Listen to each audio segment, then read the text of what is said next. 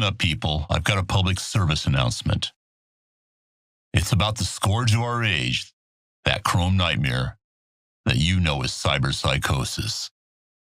It seems we can't go a day without some boosted lunatic tearing through a crowd of bystanders. The story you've always heard is that it's a psychological condition, a kind of dissociative violence. But is there more to it?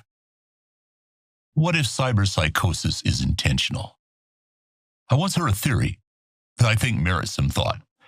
An old friend of mine used to say that he thought the biggest manufacturers had got together a long time ago and agreed on a baseline failure rate for certain devices.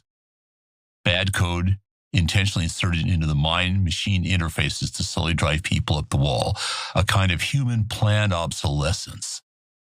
I figure, what's the best defense against a nut job with a 23-inch telescoping blade in his forearm? A 26-inch telescoping blade in yours. I can't say he's not onto something. Every time some psycho tears his way through a mall, sales of combat cyberware spike. Every time Net54 News runs a story on a massacre, some Arasaka exec buys himself a new yacht. Can that be all, though?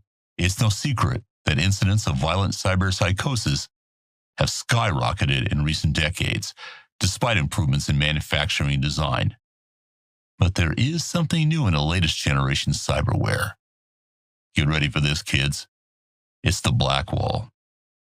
If you aren't a runner yourself, or a code jockey, you might not know, but the black wall isn't some mystical barrier floating somewhere in the deep net. It's actually a complex hardware-software infrastructure designed to keep AI from accessing your gear, among other things. Maybe it doesn't work as well as NetWatch says.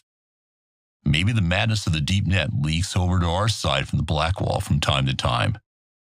Drives some poor chumbo right over the edge. And it's possible it doesn't really exist anyway.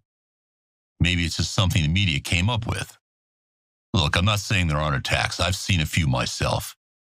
What I am saying is there's a million reasons why one human might want to butcher another. Hell, we've been doing it for millions of years, even without cyberware. But let me tell you, listeners, with cyberware, it's easier than ever.